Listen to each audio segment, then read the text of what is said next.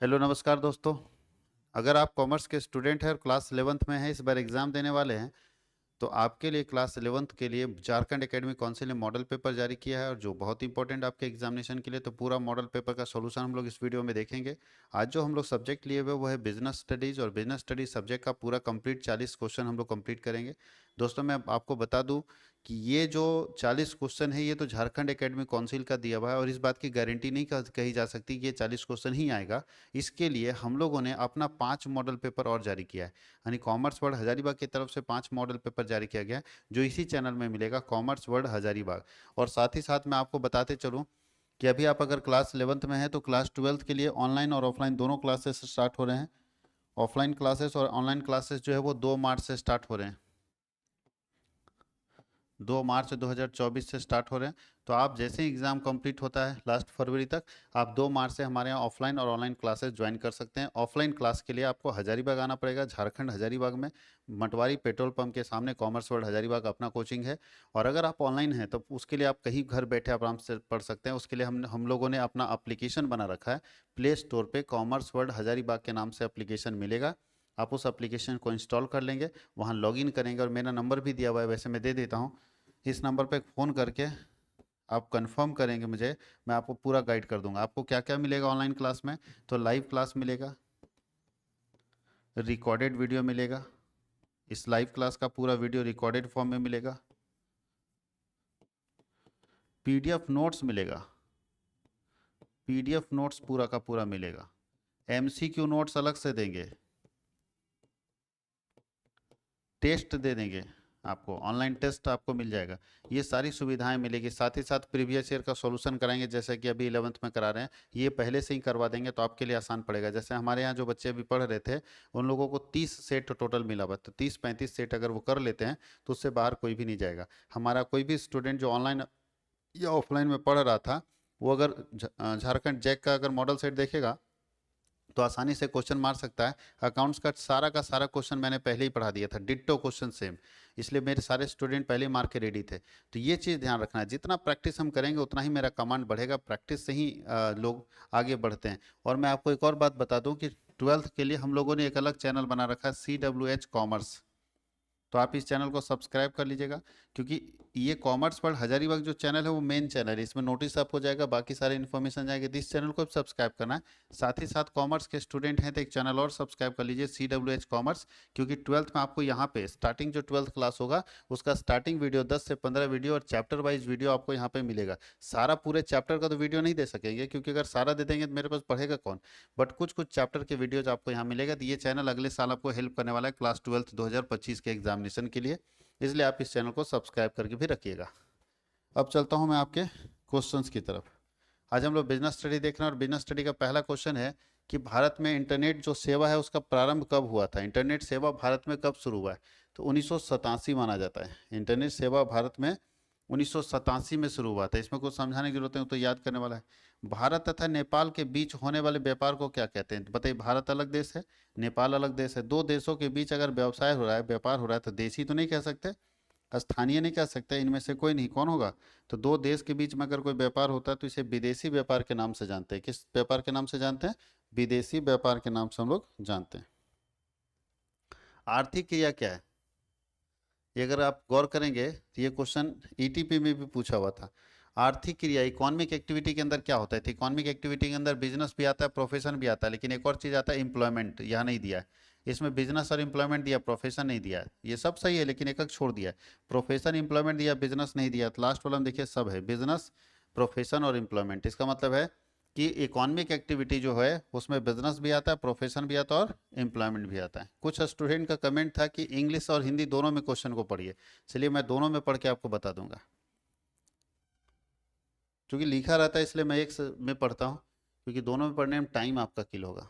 फिर भी चलिए, जब आपका डिमांड है पब्लिक के डिमांड पर, बोलता है सार्वजनिक क्षेत्र या सार्वजनिक उपक्रमों के प्रारूप निम्न में से कौन से हैं? विच of the following is form of public sector और पब्लिक इंटरप्राइजेज? इसमें से कौन ऐसा है जो पब्लिक सेक्टर और पब्लिक इंटरप्राइजेज के अंदर आता है? तो कौन कौन सा ऐसा सेक्टर है? देखिए, चार ऑप्शन दिया है, विभागीय संगठन, डिपार्टमेंटल ऑर्गेनाइजेशन, दूसरा है सार्वजनिक निगम, पब्लिक कॉरपोरेशन, तीसरा है कंपनी फॉर्म, कंपनी प्रारूप और ऑल ऑफ दिस। तो अगर पब्लिक सेक्टर की बात करें तो सरकारी क्षेत्र, इसको पब्लिक सेक्टर का मतलब है ऐसा सेक्टर जहां पे मालिक कौन है, गवर्नमेंट है। ऐसा क्षेत्र का बिजनेस, ऐसा बिजनेस जहां पे मालिक गवर्नमेंट होगी, उसको पब्लिक सेक्टर बिजनेस बोलते हैं। तो ये भी पब्लिक सेक्टर के अंदर आएगा, ये भी पब्लिक सेक्टर के अंदर आएगा, ये भी पब्लिक सेक्टर के अंदर आएगा। तो ऑल ऑफ दीज, यहाँ पे गवर्नमेंट कंपनी होना चाहिए तो ज़्यादा अच्छा रहता। यहाँ पे गवर्नमेंट कंपनी होती तो ज़्यादा अच्छा रहता, लेकिन कंपनी फॉर्म है, चूंकि ये दोनों मिल रहा है, दोनों पब्लिक सेक्टर है, तो हम मान लेते हैं कि ये भी होगा, इसलिए हम लोग ऑल ऑफ दीज मार दिए, यहाँ गवर्नमेंट कंपनी होना चाहिए। जोखिम का परिणाम है, risk is the result of, हम लोग रिस्क किसके कारण आता है, तो भाई सर्टेन होता है कोई चीज तब रिस्क आता है, या अनसर्टेन होता है, अनिश्चित होता है तब रिस्क आता है, या दोनों के कारण। तो याद रखिए, risk is the chance of, या risk is the result of uncertainty. Risk is the result of uncertainty. Risk क्यों है, क्योंकि अनसर्टेन है, कोई निश्चित नहीं है। जहां पे निश्चित होगा कि हाँ ऐसा करेंगे तो ऐसा होगा ही होगा, तो वहां पे कोई रिस्क नहीं। लेकिन जहां पे अनिश्चित है, आप खुद कंफर्म नहीं कि होगा कि नहीं होगा, वहां पे रिस्क होता है। तो risk is the chance of loss. और हम लोग बोलते हैं रिस्क किसके कारण आता है, तो अनसर्टेनिटी के कारण आता है, अनिश्चितता के कारण आता है। जोखिम जो आता है वो अनिश्चितता के कारण आता है। नेक्स्ट क्वेश्चन है, कौन सा बिंदु व्यवसाय में लाभ की भूमिका से संबंधित नहीं है, which point is not related the role of profit in business. इसमें से कौन ऐसा, यानी बिजनेस को प्रॉफिट क्यों चाहिए, इसमें से कोई ऐसा पॉइंट होगा जो बिजनेस को प्रॉफिट क्यों चाहिए उससे संबंध नहीं रखता होगा। तो बताइए, बिजनेस को प्रॉफिट चाहिए लंबे समय तक जीवन जीने के लिए, बिल्कुल सही है। लंबे समय तक बिजनेस को अगर जिंदा रहना है तो उसके लिए प्रॉफिट चाहिए। प्रॉफिट उसका संजीवनी बूटी है, जब तक मिलेगा तब तक जिंदा रहेगा। तो ये तो सही बात है। रोजगार उपलब्ध कराने के लिए बिजनेस चाहिए, ये भी ठीक है। अति शीघ्र, अच्छा प्रॉफिट, रोजगार उपलब्ध कराने के लिए, अति शीघ्र जो है विकास के लिए, रैपिड डेवलपमेंट के लिए, बिजनेस को तेजी से अगर डेवलप करना चाहते हैं तो उसके लिए प्रॉफिट चाहिए, बात तो सही है भी है। कुशलता बढ़ाने के लिए प्रॉफिट अगर आएगा ना, तो लोगों के अंदर कुशलता बढ़ जाएगी, कुशलता मतलब काम करने की क्षमता बढ़ जाएगी। ये तीनों सही दिख रहा है। एक रोजगार, प्रॉफिट हमको ज्यादा मिलेगा तो उससे रोजगार कैसे जनरेट हो जाएगा, हम खूब प्रॉफिट कमाएंगे तो दुनिया में रोजगार थोड़ी जनरेट करेंगे, कोई दिक्कत है। तो ये व्यवसाय में प्रॉफिट का मेन पर्पस नहीं। बाकी हमको प्रॉफिट चाहिए तीन काम के लिए, बिजनेस को लंबे समय तक जिंदा रखने के लिए, बिजनेस को तेजी से विकास करने के लिए प्रॉफिट चाहिए, प्रॉफिट कमाएंगे तो तेजी से डेवलप करेंगे। और साथ ही साथ बताइए जी, कोई बंदा सुबह उठता है एक दिन और 9 बजे ठेला लगाता है, 500 कमा खाता है, अगला दिन 8 बजे चला जाता है और 1000 कमा लेता है, तो उसके अगला दिन क्या करेगा बताइए, 8 बजे उठ जाएगा कि उससे पहले चल जाएगा, उससे पहले चले जाएगा। इसका मतलब उसकी इफिशियंसी क्या होगी, काम करने की क्षमता बढ़ गई, उसको और लगा करिए हमको ज़्यादा कमाई मिल रहा है। देखिएगा वो आदमी 5 बजे भोर से उठ के काम करना, 3 बजे भोर से उठ के काम करना शुरू कर देगा, क्योंकि जैसे ही पैसा आना शुरू होगा आपकी इफिशियंसी, आपके काम करने की क्षमता क्या होती है, बढ़ जाती है। इंटेंट होता है, इंटेंट लिखित होता है या मौखिक होता है, यानी रिटर्न होता है या वर्बल होता है या दोनों होता है। तो इंटेंट याद रखिएगा, इंटेंट जो है वो लिखित होना चाहिए। इंटेंट क्या होना चाहिए, लिखित होना चाहिए हमेशा। ये क्वेश्चन भी हम लोग देख चुके हैं पहले के क्लासेस में।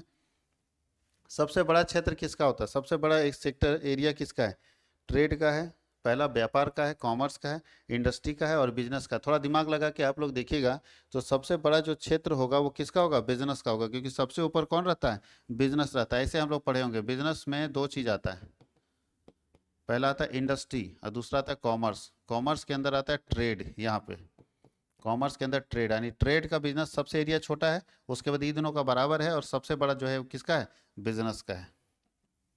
पूछेगा फॉर्मूला भी, बिजनेस इक्वल टू, यहाँ पे फॉर्मूला होता है, बिजनेस इक्वल टू क्या होता है बताइए, बिजनेस इक्वल टू होता है इंडस्ट्री प्लस कॉमर्स। इंडस्ट्री में प्रोडक्शन होता है और कॉमर्स में सेल होता है, यानी जहाँ पे प्रोडक्शन और सेल दोनों होता है उसी को बिजनेस कहते हैं। जहाँ पे प्रोडक्शन और सेल दोनों होता है उसी को क्या कहते हैं, बिजनेस कहते हैं, बिजनेस के नाम से हम लोग जानते हैं। इथिक्स इज इम्पोर्टेंट फॉर, नैतिकता किसके लिए महत्वपूर्ण है, नैतिकता किसके अंदर होनी चाहिए, top level management, middle level management, lower level management, या नॉन मैनेजरियल एम्प्लॉय, या ऑल ऑफ द एबव। तो अगर सही से देखा जाए तो नैतिकता सबके लिए होनी चाहिए। नैतिकता क्या है, सभी के लिए होनी चाहिए, यानी सब लोगों को नैतिक होना चाहिए, इंसानियत सबके अंदर होनी चाहिए। ऐसे व्यापार को क्या कहते हैं जिसमें पहले आयात किया जाता है और फिर निर्यात किया जाता है, business in which first import, पहले हम इंपोर्ट करते हैं और फिर उसी को एक्सपोर्ट कर देते हैं। जब हम पहले इंपोर्ट करते हैं और फिर उसको एक्सपोर्ट करते हैं तो ऐसे व्यापार को हम लोग, नहीं एक्सपोर्ट कर दिया, नहीं नहीं एक्सपोर्ट नहीं, ये गलत है, इंपोर्ट भी नहीं होगा, इंटरपोर्ट कहते हैं इस व्यवसाय को, क्या बोलते हैं, इंटरपोर्ट ट्रेड कहते हैं, पुनः निर्यात व्यापार करते हैं। एन इंटर पोर्ट ट्रेड ऐसा ट्रेड है जहाँ पे हम पहले इंपोर्ट करते हैं फिर बाद में क्या करते हैं, एक्सपोर्ट करते हैं। तो अगर इंपोर्ट करके फिर एक्सपोर्ट कर दिया जाता है ऐसे बिजनेस को हम लोग इंटरपोर्ट कहते हैं।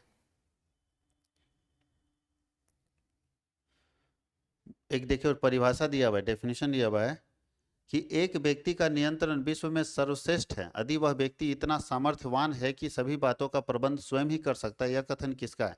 यानी the one man control is the best. एक आदमी अगर किसी बिजनेस को कंट्रोल करता है तो वो दुनिया में सबसे बेस्ट हो सकता है, सबसे बेस्ट हो सकता है if that man is big enough to manage everything. अगर वो आदमी के लिए संभव है कि सबको मैनेज कर सकता है। तो ये कथन जो है वो विलियम्स आर वेसेट का है, विलियम्स आर वेसेट का कथन है।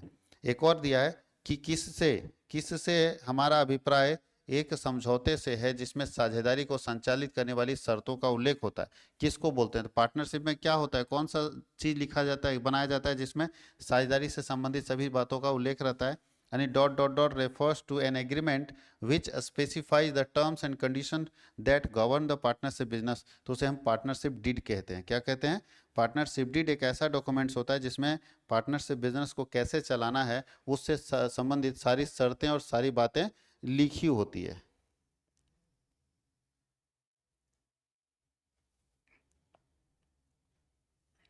थर्टीन, सहकारी संगठन में सदस्यों की न्यूनतम संख्या कितनी होती है? सब जानते होंगे कोऑपरेटिव सोसाइटी में न्यूनतम संख्या मिनिमम कितने होने चाहिए? तो मैक्सिमम मिनिमम 10 होने चाहिए। कोऑपरेटिव सोसाइटी के लिए कम से कम सदस्यों की संख्या कितनी होनी चाहिए? 10 होनी चाहिए। ये सब लोग जानते हैं। एक सहकारी समिति में निम्न में से कौन सा सिद्धांत लागू होता है? In a cooperative society that principle followed is, बोलता है कोऑपरेटिव सोसाइटी में इसमें से कौन सा सिद्धांत जो है वो लागू होता है? पहला सिद्धांत बोलता है one share one vote, one man one vote, और नो वोट और मल्टीपल वोट। बताइए, one share one vote, no one man one vote, उसके बाद तो वन शेयर वन वोट नहीं है यहाँ, वन मैन वन वोट। एक आदमी 10 शेयर भी खरीदेगा तो एक ही वोट देगा। बोलता है वन मैन वन वोट, एक आदमी केवल एक वोट दे सकता है। ठीक है, अगर एक आदमी 10 शेयर खरीदेगा तो 10 वोट नहीं देगा, एक आदमी एक वोट सिस्टम है। सहकारी समिति अधिनियम कब पारित हुआ था? सब जानते हैं सहकारी समिति अधिनियम कब पारित किया गया? तो सहकारी समिति अधिनियम पारित किया गया था 1912 में। कोऑपरेटिव सोसाइटी एक्ट कब बना था? 1912 में। और पार्टनरशिप एक्ट 1932 में। किस व्यवसायिक संगठन में अस्थायी अस्तित्व पाया जाता है? बताइए, इसमें से कौन ऐसा बिजनेस है जो ज़्यादा लंबे समय तक चलता है, जो जल्दी खत्म नहीं होता है? तो कौन सा ऐसा बिजनेस है जिसमें ज़्यादा अस्थायी अस्तित्व अस्तित्व पाया जाता है? तो सब जानते हैं कि सबसे ज़्यादा दिन चलने वाला बिजनेस कौन है? कंपनी। ये तो बहुत कम समय तक चलता है। सोल प्रोप्राइटरशिप, पार्टनरशिप भी झगड़ा होकर तुरंत खत्म हो जाता है। तो सबसे लंबे समय तक जो है वो कंपनी चलता है। एक कंपनी का सबसे महत्वपूर्ण प्रलेख है the most important documents of a company. तो prospectus, article, memorandum, none of, देखिए नन ऑफ दीज दे दिया, ऑल ऑफ दीज दे देता तो सब मान लेते हैं, लेकिन नन ऑफ दीज दिया तो हम मानते हैं कि सबसे ज़्यादा जो है वो मेमोरेंडम ऑफ एसोसिएशन होता है। सबसे महत्वपूर्ण प्रलेख होता है मेमोरेंडम ऑफ एसोसिएशन, पार्षद सीमा नियम। किसी भी कंपनी का सबसे इंपॉर्टेंट डॉक्यूमेंट्स होता है। अगर ऑल ऑफ दीज दे देता तो ऑल ऑफ दीज मान लेते हैं। पार्षद अंतर्नियम के अभाव में कौन सा टेबल लगेगा? टेबल एफ, बी, सी, डी। तो आपको मालूम होना चाहिए जब भी कोई कंपनी आर्टिकल ऑफ एसोसिएशन नहीं बनाती है तो बोलता है in the absence of article of association applies table F apply होता है। क्या अप्लाई होता है? Table F. अगर आर्टिकल ऑफ एसोसिएशन कोई कंपनी नहीं बनाती है तो उसके जगह पे टेबल एफ का अप्लाई करते हैं। टेबल एफ को हम लोग यूज करते हैं। भारतीय रेलवे सार्वजनिक उपक्रमों के उदाहरण है। बताइए, भारतीय रेल जो है किसके एग्जाम्पल में आता है? इंग्लिश में हम पढ़ देते हैं। लिखा है कि Indian railway is the example of dot dot dot form of public enterprises, departmental undertaking, public corporation, government company, और इसमें से क्या नहीं, पहले समझिएगा। डिपार्टमेंटल अंडरटेकिंग का मतलब होता है जिसके लिए सरकार एक अलग से डिपार्टमेंट बना देती है, उसके एक मंत्री होते हैं और उसको चलाते हैं। क्या रेलवे ऐसे ही चलता है? भारत में रेल मंत्री होता है? जी हाँ, होता है। इसका मतलब है भारत में जो रेलवे है वो डिपार्टमेंटल अंडरटेकिंग के अंदर आता है। डिपार्टमेंटल अंडरटेकिंग का मतलब है सरकार का ऐसा बिजनेस जहाँ पे सरकार के क्या की है, उस बिजनेस को चलाने के लिए एक अलग डिपार्टमेंट बना दी है, उसके एक मंत्री होते हैं जो उसके हेड होते हैं, जिसके लिए रेलवे मिनिस्टर सरकार ने बना रखा है कि तुम रेलवे चलाओ। पब्लिक कॉर्पोरेशन मतलब एलआईसी वगैरह हो गया। तो एलआईसी तो यहाँ पे है नहीं, एलआईसी पब्लिक कॉर्पोरेशन है, एलआईसी पब्लिक कॉर्पोरेशन के अंदर आता है ना। आरबीआई भी पब्लिक कॉर्पोरेशन के अंदर आता है। और गवर्नमेंट कंपनी में आ गया आपका एनटीपीसी, सेल, भेल, गेल, सब यहीं आएगा। एनटीपीसी गवर्नमेंट कंपनी है, सेल SAIL गवर्नमेंट कंपनी है, भेल गवर्नमेंट कंपनी है, गेल गवर्नमेंट कंपनी है। सबका फुल फॉर्म होता है। ऐसी बहुत सारी कंपनियां, CIL कोल इंडिया लिमिटेड। तो ये चीज़ नहीं, कोल इंडिया लिमिटेड इसमें नहीं आएगा, कोल इंडिया लिमिटेड इसी में आ जाएगा। क्यों? क्योंकि कोयला मंत्री होता है ना जी, तो कोल इंडिया लिमिटेड क्या है? डिपार्टमेंटल अंडरटेकिंग है। बैंक भी डिपार्टमेंटल अंडरटेकिंग है, याद रखिएगा। इसका होता है नेशनल थर्मल पावर कॉरपोरेशन, इसका होता है steel authority of India limited, इसका होता है भारत हैवी इलेक्ट्रिकल्स लिमिटेड, और उसका होता है gas authority of India limited. आगे बोलता है सरकारी कंपनी वह कंपनी जिसमें सरकार का कम से कम कितना परसेंट होना चाहिए, तो कम से कम 51% होना चाहिए सरकार का। तो सरकार के पास 51% पूंजी रहेगा तो सरकारी company. A government company is that company in which the paid up capital held by the government is not less than 51%। Government company ऐसी कंपनी होगी जिसमें गवर्नमेंट के पास 51% से कम का हिस्सा नहीं होना चाहिए। जमा स्वीकार करना बैंकों का किस तरह का काम है? Accepting deposit is of which type of function of commercial bank? तो कॉमर्शियल बैंक का प्राइमरी फंक्शन है एक्सेप्टिंग डिपॉजिट, पैसा जमा लेना और लोन देना, दोनों काम प्राइमरी फंक्शन है, प्राथमिक कार्य है ना। भारतीय रिजर्व बैंक कब स्थापित हुआ? तो भारतीय रिजर्व बैंक 1935 में स्थापित हुआ है। RBI कब स्थापित हुआ? 1935 में, याद रखना। RBI की स्थापना कब हुई है? 1935 में। लेकिन इसको पावर कब मिला? 1949 में मिला। पूछेगा पावर कब मिला है, तो 1949 में मिला है। स्थापना 1935 में और पावर मिला है 1949 में। RBI हमारा सेंट्रल बैंक है, सेंट्रल मतलब केंद्रीय बैंक है। सेंट्रल बैंक का मतलब ऐसा बैंक जो सारे बैंकों को कंट्रोल करता है, सारे बैंकों को चलाने के लिए रूल्स एंड रेगुलेशंस बनाता है, और जितने तरह के भारत में नोट इशू होते हैं, नोट छपते हैं, वो सब कौन छापता है? Reserve bank of India. सरकार का बैंकर होता है, नहीं सरकार का खाता इसके पास होता है। ये चीज़ याद रखना आपको। इसका हेडक्वार्टर मुंबई आपको दिखेगा। हेडक्वार्टर RBI का कहाँ पे है? मुंबई में है। अब चलते हम लोग आगे। बोलता है कि बीमा के पक्ष होते हैं, there are dot dot dot parties to insurance contract. Insurance का जब कॉन्ट्रैक्ट होता है तो कितने पार्टीज इन्वॉल्व होते हैं? तो इंश्योरेंस के कॉन्ट्रैक्ट में 2 पार्टी होते हैं। एक होता है इंश्योर्ड पर्सन जो अपना इंश्योरेंस करा रहा है, एक इंश्योरेंस करने वाला, नहीं बीमा कंपनी, और एक व्यक्ति जो अपना इंश्योरेंस करा रहा है। 2 व्यक्ति होने चाहिए कम से कम इंश्योरेंस करने के लिए। निम्नलिखित में से जीवन बीमा का उद्देश्य कौन सा है? Which of the following is the objective of life insurance? लोग लाइफ इंश्योरेंस किस लिए कराता है? केवल सुरक्षा के लिए? नहीं। विनियोग के लिए? नहीं, दोनों के लिए।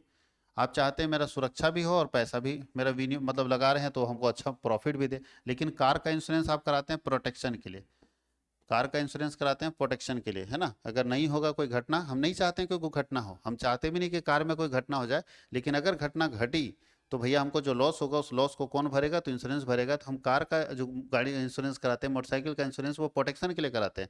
जीवन का इंश्योरेंस दोनों के लिए कराते हैं। अंशों के निर्गमन पर प्राप्त वित्त, अगर हम शेयर इशू करते हैं कंपनी की तरफ से, वहां से कोई पैसा आता है, यानी finance received on issue of share, किस तरह का होगा? तो शेयर बेच के हम जो है लॉन्ग टर्म लाते हैं। कौन सा पैसा लाते हैं? Long term. शेयर बेच के हम लोग कौन सा पैसा लाते हैं? तो लॉन्ग टर्म पैसा लाते हैं शेयर बेच के, याद रखना। निम्नलिखित में से कौन वित्त का बाह्य स्रोत नहीं? विच of the following is not included in external source of finance? देखो इसमें से पूछ रहा है कि कौन ऐसा है जो पैसा बाहर से नहीं लाते हैं। बोलता है कि वित्त मतलब समझे, कंपनी को पैसा चाहिए बिजनेस करने के लिए, तो पैसा चाहिए तो कंपनी कहाँ से लाएगी? तो बाहर से लोन लेती है। तो इसमें से कौन ऐसा है जो बाहर से कंपनी नहीं लेती है? तो पहला ओवरड्राफ्ट। ओवरड्राफ्ट मतलब तो बैंक में ज़्यादा पैसा निकालिए तो बाहर से ना आ रहा है। बैंक लोन भी बाहर से आ रहा है, डिबेंचर भी बाहर से आ रहा है। लेकिन ये जो हम बचा के खुद का प्रॉफिट रखे हुए हैं, जिसको बोलते हैं रिटेन्ड अर्निंग, संचित लाभ, जो हम अपने लाभ में से कुछ हिस्सा बचा के रखे हुए हैं खुद अपने पास, तो ये तो बाहर का नहीं, नहीं तो मेरा अपना ना पैसा है। तो बोलता है इसमें से कौन बाहर का नहीं है? तो भैया ये संचित लाभ बाहर का नहीं है, ये मेरा अपना पैसा है, खुद का कमाया हुआ पैसा है। संतुलित क्षेत्रीय विकास में निम्न में से कौन सहायक है? कौन ऐसा है इसमें से जो बिजनेस मतलब विच of the following is helpful in balance regional development? यानी क्षेत्रीय विकास मतलब है कि राज्यों और छोटे छोटे शहरों का अगर विकास करना हो तो इसमें से कौन सा बिजनेस ज़्यादा मदद करता है छोटे छोटे शहरों को विकसित करने में, छोटे छोटे राज्यों को विकसित करने में? कौन सा ऐसा बिजनेस है जो ज़्यादा मदद करता है? लार्ज स्केल बिजनेस नहीं, ये तो शहर में रहेगा, कंपनी नहीं। सबसे ज़्यादा अगर छोटे शहरों को विकसित करने में जो मदद करता है उसको बोलते हैं स्मॉल इंडस्ट्री। छोटे छोटे उद्योग अगर खुलते हैं, क्योंकि छोटे शहरों में छोटे उद्योग खोलेंगे और छोटे उद्योग ज़्यादा लोगों को रोजगार प्रदान करेगा, लोगों को आवश्यक वस्तुएं उपलब्ध कराएगा। तो ये ज़्यादा से ज़्यादा रोजगार प्रदान करने का काम किसका है? वो लघु उद्योग का है। निर्माणी क्षेत्र में लघु उद्योग की अधिकतम विनियोग सीमा क्या? देखिए ये बहुत बार चेंज होता रहता है। इसलिए इसका अभी एग्जाम तक आप कुछ भी लिख सकते हैं, लेकिन ये हमेशा चेंज होता रहता है। कि निर्माणी उद्योग अगर हम बात करें, मैन्युफैक्चरिंग सेक्टर की बात करें, तो बोलता है maximum investment limit for small enterprises in manufacturing. Manufacturing में स्मॉल इंटरप्राइजेज का मैक्सिमम लिमिट क्या होगा? तो स्मॉल इंटरप्राइजेज में अगर मैन्युफैक्चरिंग इंडस्ट्री अगर आता है मैन्युफैक्चरिंग सेक्टर में स्मॉल इंटरप्राइजेज में, तो मैक्सिमम लिमिट जो है वो कितने का है? तो मैक्सिमम इन्वेस्टमेंट लिमिट है 5 करोड़। अगर इससे ऊपर चले जाएंगे तो फिर आप स्मॉल नहीं होंगे, ठीक है, फिर आप मीडियम इंटरप्राइजेज में आ जाएंगे। आप मीडियम इंटरप्राइजेज में आ जाएंगे तो स्मॉल इंटरप्राइजेज का मैक्सिमम लिमिट कितना है? 5 करोड़ का है। निम्न में से कौन सा व्यावसायिक जोखिम का कारण नहीं है? Which of the following is not a cause of business risk? बताइए इसमें कौन ऐसा है जिस जो बिजनेस में रिस्क नहीं है, यानी धंधा करने वाले को उससे टेंशन नहीं रहता है? बताइए, मशीन खराब होना रिस्क है ना, कर्मचारी बेईमान हो जाएगा रिस्क है, सरकार नियम बदल देगा रिस्क है, लेकिन अच्छा मैनेजमेंट अगर होगा तो रिस्क थोड़ी, वो तो अच्छा बात है ना। अच्छा मैनेजमेंट बिजनेस के लिए कोई रिस्क नहीं होता है। उत्पादकों को वित्तीय सहायता प्रदान करता है, financial assistant to producers is. इसमें से कौन ऐसा है जो उत्पादक को, मैन्युफैक्चरर को पैसा से मदद भी करता है? तो आप लोग पढ़ेंगे होलसेलर जो है वो अपने उत्पादक को पैसे से मदद भी करता है, होलसेलर अपने उत्पादक को पैसे से मदद भी करता है। तो पढ़े होंगे होलसेलर एक ऐसा व्यक्ति है जो अपने उत्पादक को पैसे से मदद भी करता है। विभागीय भंडारों का प्रादुर्भाव हुआ, बोलता है कि departmental stores originate in. Departmental store कहाँ से शुरू हुआ है? तो डिपार्टमेंटल स्टोर जो है वो सब लोग जानते हैं कि फ्रांस से शुरू हुआ है। डिपार्टमेंटल स्टोर का कॉन्सेप्ट कहाँ से शुरू हुआ है? फ्रांस से शुरू हुआ है। निम्नलिखित में से कौन सी एक व्यवसायिक क्रिया नहीं है? इसमें से कौन, विच of the following is not an business activity? इसमें कौन है जो बिजनेस का काम नहीं है? तो पहला, प्रोडक्शन ऑफ गुड्स बिजनेस के अंदर आता है। Work in factory for wages, चलिए ये नहीं है। बताइए, एक्सचेंज ऑफ गुड्स, सामान को उत्पादन करना, उसका बिक्री करना और परिवहन, ये सब बिजनेस है। लेकिन भैया दूसरे के यहाँ खटना ये बिजनेस थोड़ी है, वो तो मजदूरी है, इसको बोलते हैं रोजगार। तो ये बिजनेस नहीं है। दूसरे के यहाँ खटेंगे और बदले में सैलरी मिलेगा, नहीं दूसरे फैक्ट्री में काम करना बिजनेस थोड़ी है, उसके लिए मजदूरी है। तो ये गलत हो जाएगा। बाकी ये तीनों बिजनेस के अंदर होता है। बोलता है अर्थव्यवस्था में दो राज्यों के बीच होने वाले व्यापार को क्या कहते हैं? देखिए अभी सेम सेम क्वेश्चन पूछ देता है, सेम क्वेश्चन अभी ऊपर में पूछा था। Trade between two state in an economy, दो राज्यों के बीच में होने वाले व्यवसाय को क्या बोलते हैं हम लोग? दो राज्यों के बीच में होने वाले व्यवसाय को एक्सटर्नल नहीं, आंतरिक नहीं बोलेंगे, अंतर्राज्यीय बोल, अंतर्राष्ट्रीय नहीं, इंटरनेशनल भी नहीं। अच्छा वो दो देशों के बीच था, एक्सटर्नल नहीं बोलेंगे, आंतरिक व्यापार बोल देंगे, ठीक है। बाह्य व्यापार नहीं बोल सकते हैं, ये तो गलत हो जाएगा। अंतर्राष्ट्रीय भी नहीं बोल सकते, तो आंतरिक व्यापार ही बोल देंगे जब दो राज्यों के बीच में। हालांकि बाह्य व्यापार बोलिए ज़्यादा अच्छा, आंतरिक मतलब होता है एक राज्य के अंदर, एक राज्य के अंदर होगा तो आंतरिक होगा, और दो राज्यों के बीच में अगर होगा तो उसको बाह्य व्यापार के नाम से भी हम लोग जान सकते हैं। लेकिन बाह्य व्यापार का मतलब आउटसाइड हो, एक्सटर्नल ट्रेड हो जाएगा। अब यहाँ पे देखिए बहुत अच्छे से क्लियर नहीं किया है कि बाह्य व्यापार माना है आंतरिक, लेकिन हम लोग मान लेते हैं कि दो राज्यों के बीच अगर है तो देश की सीमा के अंदर है, इसलिए हम लोग इसको इंटरनल ट्रेड ही मान लेंगे, आंतरिक व्यापार ही मान लेंगे। वाणिज्य में किसे शामिल किया जाता है? Which is included in commerce, commerce के अंदर क्या शामिल होता है? तो हम लोग पढ़े थे कॉमर्स के अंदर ट्रेड होता है और एक्जुलरी ऑफ ट्रेड होता है। देखिए यहाँ व्यापार तथा व्यापार की सहायक क्रियाएं कॉमर्स के अंदर आता है, याद कीजिएगा अभी बताए थे हम। कॉमर्स को दो पार्ट में बांटा था ना, तो एक साइड में यहाँ होता है ट्रेड व्यापार, और यहाँ था व्यापार की सहायक क्रियाएं, तो कॉमर्स के नीचे ट्रेड आता है। एकाकी व्यापार सर्वोत्तम है जब, sole trade is the best when, बोलता है एकाकी व्यापार कौन सा जगह पे सर्वोत्तम है? जब कम पूंजी की आवश्यकता हो, अधिक पूंजी की जरूरत हो, पूंजी की आवश्यकता नहीं हो। बताइए पूंजी की आवश्यकता नहीं हो, सब होएगा ही नहीं, अधिक पूंजी नहीं। ट्रेड, सोल ट्रेड तब अच्छा होगा जहां कम पूंजी की जरूरत पड़ेगा, यानी जहां आपको कम पूंजी चाहिए वो बिजनेस सबसे बढ़िया माना जाता है। वहां पे कौन सा बिजनेस सबसे बढ़िया माना जाता है? Sole trade. एकाकी व्यापार में कम पूंजी की आवश्यकता होती है। बहुराष्ट्रीय कंपनी में केंद्रीकृत नियंत्रण किसके द्वारा किया जाता है? बोलता है जो मल्टीनेशनल कंपनी है, जो मल्टीनेशनल कंपनी है उसमें कंट्रोल कौन करता है? Centralised control in MNCs, implied control exercise by head quarters. जो मल्टीनेशनल कंपनी है उसका कंट्रोल कौन करता है? हेड क्वार्टर ना करता है, जो मेन है। जैसे अगर एप्पल की बात करें तो एप्पल का हेड क्वार्टर कंट्रोल करता है। भारत में डाक सेवाओं का प्रारंभ कब हुआ था? ये देखिए बहुत कंफ्यूजन वाला चीज़ है, बार बार ये पूछ भी देता है। भारत में डाक सेवाओं का शुरुआत कब हुआ था? आप 1837 मान लेना, लेकिन इसके बारे में चूंकि डाक सेवा ऐसी सेवा है ना जो धीरे धीरे प्रारंभ हुई है, इसलिए इसमें डेट में बहुत कन्फ्यूजन रहता है। तो आप 1837 ही मान लेना, कोई दिक्कत नहीं है। मैंने क्लास में दूसरा बताया था, लेकिन चलो 1837 ही मान के चलो, कोई दिक्कत नहीं। व्यवसाय का उपभोक्ताओं के प्रति क्या उत्तरदायित्व है, यानी एक बिजनेस को अपने उपभोक्ता के प्रति क्या सोचना चाहिए। What is the responsibility of business towards consumer, बताइए एक बिजनेस को अपने कंज्यूमर के लिए क्या सोचना चाहिए, एक बिजनेस को अपने कंज्यूमर के लिए क्या सोचना चाहिए। पहला, शुद्ध वस्तुओं की पूर्ति, जी हाँ, एक बिजनेस को सोचना चाहिए कि हम अपने कंज्यूमर को शुद्ध वस्तु देंगे, ठीक है। वस्तुओं की उचित मूल्य पर पूर्ति, यानी एक अच्छा प्राइस पे देंगे, ठीक है। वस्तुओं का पर्याप्त मात्रा में उत्पादन, जितना जरूरत है सोसाइटी को उतना सामान देंगे, ठीक है। उपरोक्त सभी, तो सभी हो जाएगा। एक बिजनेसमैन को ये तीनों का तीनों अपने उपभोक्ताओं के लिए करना चाहिए। एक फर्म को रजिस्ट्रेशन का प्रमाण पत्र कौन जारी करता है, अगर कोई पार्टनर से बिजनेस है और वो अपना रजिस्ट्रेशन करा लिया तो उसको सर्टिफिकेट कौन जारी करता है, who issue the certificate of registration to the firm, तो स्टेट गवर्नमेंट ये सब नहीं देता है, रजिस्ट्रार ऑफ फर्म देता है। कौन देता है, रजिस्ट्रार ऑफ फर्म, याद रखना। और लास्ट क्वेश्चन है कि समतांशधारियों को साधारणतः इक्विटी शेयर होल्डर्स ओरिजिनली या ऑर्डिनरी है वोट देने का अधिकार नहीं होता है, गलत बात है। वोट देने का अधिकार सीमित होता है, गलत बात है। वोट देने का अधिकार पूर्ण होता है, जी हाँ। एक शेयर इक्विटी शेयर होल्डर को कंपनी के मीटिंग में वोट देने का अधिकार पूरा होता है, पूरा का पूरा अधिकार होता है वोट देने का, और वो संपूर्ण वोट दे सकता है, फुली वोट दे सकता है। तो ये हम लोग बीएसटी का कर लिए। इसके बाद हम लोगों का दो सब्जेक्ट बचेगा, एक इकोनॉमिक्स और एक इकोनॉमिक्स के बाद हम लोग को सीए लेना है। तो इसके बाद फिर से हम लोग ध्यान दीजिएगा, इसके बाद हम लोग अपना भी मॉडल पेपर लेकर आएंगे सीए ईटीपी का, ताकि आपकी तैयारी और स्ट्रांग हो जाए। हम लोग इतना प्रिपरेशन करवा देंगे कि एक भी क्वेश्चन आपको बाहर नहीं जाने वाला है। आप सिर्फ कंटिन्यू वीडियो देखते रहिए, आप पूरा वीडियो देखिएगा तभी आप समझ पाएगा, नहीं तो आप एक दो वीडियो देखेगा और एग्जाम देख आएगा तो सिर्फ अफसोस रह जाएगा, थोड़ा सा देख लिए होते तो ज़्यादा अच्छा होता है। इसलिए पूरा कंप्लीट देख के जाइए, आपके लिए बहुत सुविधा होने वाला है, बहुत हेल्प होने वाला है इसमें। तो इसलिए आप लगातार बने रहें और मेरे CWH कॉमर्स वाले चैनल को जरूर सब्सक्राइब कर लें, क्योंकि वहाँ पे आपको क्लास 12 का सारा वीडियो देखने को मिलेगा। Thank you.